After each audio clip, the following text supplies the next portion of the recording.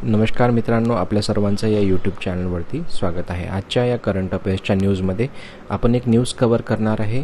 ती आहे आंध्र प्रदेश सरकारचा तेलुगू महोत्सव उंदवल्ली लेणी येथे आयोजित करण्यात आला होता। हे जी न्यूज आहे, या न्यूजमधला सर्वात महत्त्वाचा म्हणजे उंदवल्ली लेणी या संदर्भात आपण इथे माहिती बघणार आहे।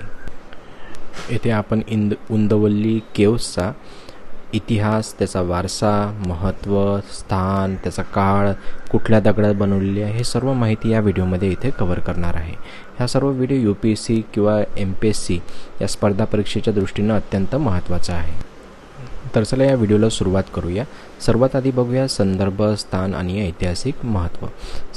सर्वात आधी संदर्भ म्हणजे या न्यूजचा कंटेक्स्ट काय आहे, तर आंध्र प्रदेश सरकारने तेलुगू भाषा आणि वारशाचा प्रचार करण्यासाठी उंदवल्ली लेणी येथे 2 दिवसीय तेलुगू महोत्सवाचे आयोजन केलं। इथं लक्षात ठेवण्यासारखं आहे, तेलुगू भाषेचा प्रचार करण्यासाठी, त्याचा वारसा जपण्यासाठी आणि ते जी संस्कृती आहे, आंध्र संस्कृती, तेलुगू संस्कृती, त्याचा वारसा जपण्यासाठी हा कार्यक्रम जो आहे तो केला होता। याचं स्थान कुठं आहे, हे जे लेणी आहे याचं स्थान आहे आंध्र प्रदेशमधील गुंटूर जिल्ह्यामध्ये कृष्णा नदीच्या काठी, ठीक आहे। आणि वाळूच्या खडकांमध्ये कोरलेली ही उंदवल्ली लेणी आहे। ह्या ज्या लेण्या आहेत, ह्या लेण्या 4थे ते 5वे शतकातील एक पाषाणी म्हणजे मोनोलिथिक खडकात कोरलेली इथे मंदिरं आहेत, एक केव्ज आहेत, लेणी आहे। मोनोलिथिक म्हणजे काय, एकाच खडकात कोरलेलं सर्व स्ट्रक्चर, त्याला आपण मोनोलिथिक म्हणतो। हे जे स्ट्रक्चर आहे गुप्त काळातील पाषाण वास्तुकलेचे प्रादेशिक रूप आहे, त्या प्रदेशातलं गुप्त काळातील आहे आणि स्थानिक विष्णुकुंडिना राजवंशाने राजाश्रय दिल्यामुळे इथे त्याला राजाश्रय दिला होता। हे जे निवासस्थान हे आपण पुढच्या स्लाइडमध्ये बघूया। जी उंदवल्ली लेणी याचा धार्मिक वारसासुद्धा आहे।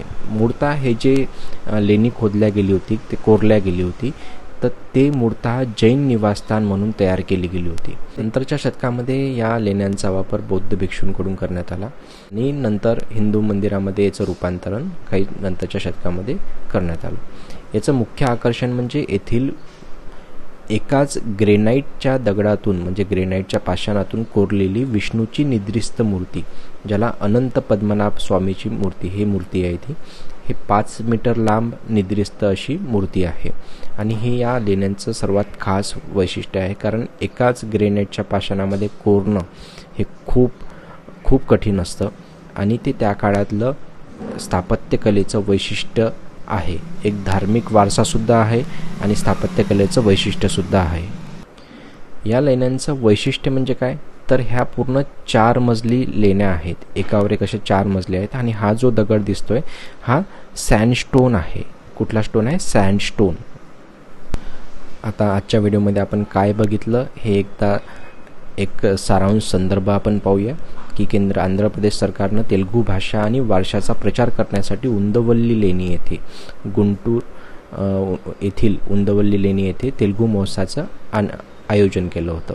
तेलुगू भाषा, संस्कृती, इतिहास आणि वारशाचा गौरव आणि प्रसार करण्यासाठी, ठीक आहे। इथं काय जैन, बौद्ध आणि हिंदू वारशाचे अद्वैतिक संगमस्थळ म्हणून या लेण्यांकडे पाहण्यात येतं। इथं मुख्य आकर्षण आज काय आहे, तर 5 मीटर लांब निद्रिस्त विष्णू मूर्ती, अनंत पद्मनाभ स्वामीची मूर्ती, एकाच ग्रेनाईट पाषाणातून कोरलेली ही मूर्ती आहे। याचा कालखंड आहे 4थे ते 5वे शतक। स्थान आहे गुंटूर, आंध्र प्रदेश, कृष्णा नदीच्या काठी, सँडस्टोनमध्ये खडकामध्ये कोरलेली आहे, ठीक आहे। आणि एकाच पाषाणात कोरलेली ही मूर्ती आहे। विष्णुकुंडिना राजवंशाचा राजाश्रय या लेण्यांना प्राप्त होता, ठीक आहे। तर आजच्या व्हिडिओमध्ये आपण इथे या लेण्यांबद्दल संपूर्ण माहिती बघितली आहे। हे स्थान लक्षात ठेवा, कुठल्या प्रकारचे लेण्या आहे, त्यात मूर्ती कुठली आहे, हे सर्व गोष्टी लक्षात ठेवण्यासारख्या आपल्या एक्झामसाठी आवश्यक आहे। तर चला पुढच्या व्हिडिओमध्ये भेटूया आता।